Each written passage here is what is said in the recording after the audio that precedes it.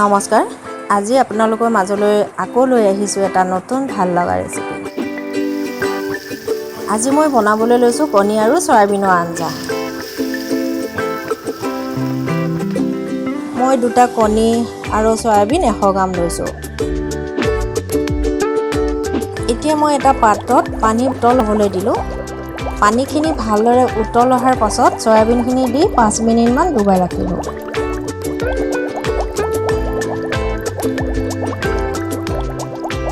এতিয়া ঠাণ্ডা কৰি পানীখিনি ভালদৰে চয়াবিনৰ পৰা চেপি উলিয়াই দিলোঁ।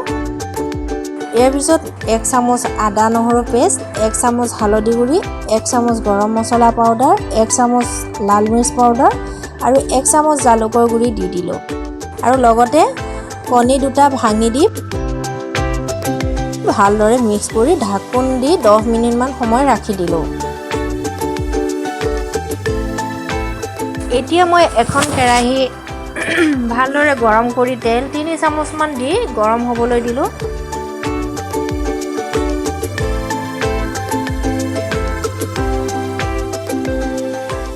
তেলখিনি গৰম হৈ যোৱাৰ লগে লগে এতিয়া মই মেৰিনেট কৰি থোৱা চয়াবিনখিনি দি ভালদৰে ৰঙা হোৱাকৈ ভাজি ল'লোঁ।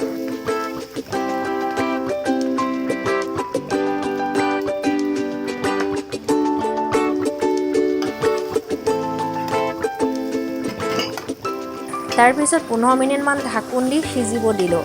চয়াবিনখিনি ভজা হৈ গ'ল।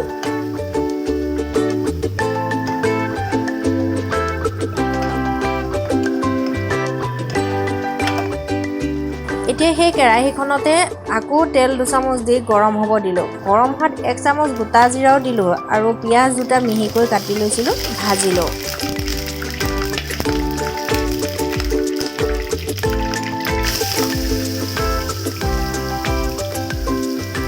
নিমখ প্ৰয়োজন অনুপাতে দিলেই হ'ল।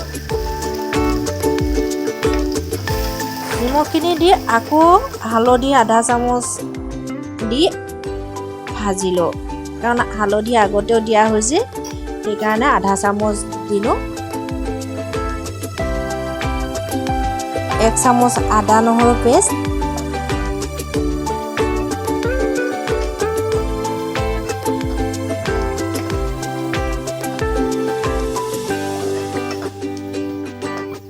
লগতে জলকীয়া গুড়ি আধা চামুচ দি ভালদৰে লৰাই ল'লোঁ।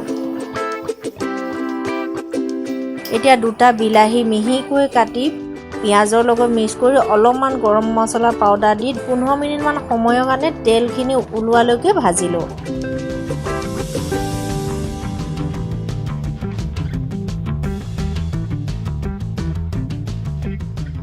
পোন্ধৰ মিনিট পাছত অলপ লৰাই 1 চামুচ জিৰা গুড়ি আৰু 1 চামুচ ধনিয়া গুড়ি দি মিক্স কৰি আকৌ 5 মিনিটমান ঢাকোন দি সিজালোঁ। তাৰ পাছত অলপমান কচুৰি মেথি দি মিক্স কৰিলোঁ।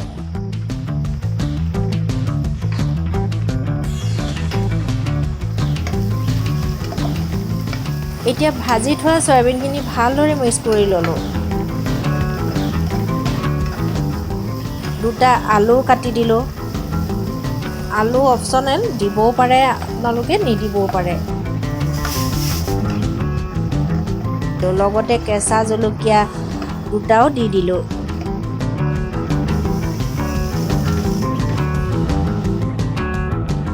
এতিয়া 1 গিলাচ পানী দি ভালদৰে মিক্স কৰি ঢাকোন দি 20 মিনিটমানৰ বাবে কম জুইত সিজিব দিলোঁ। 20 মিনিটমানৰ পিছত অলপমান ধনিয়া দি আকৌ 5 মিনিটমান ধনিয়াখিনি সিজিবৰ বাবে ঢাকোনখন দি থৈ দিলোঁ।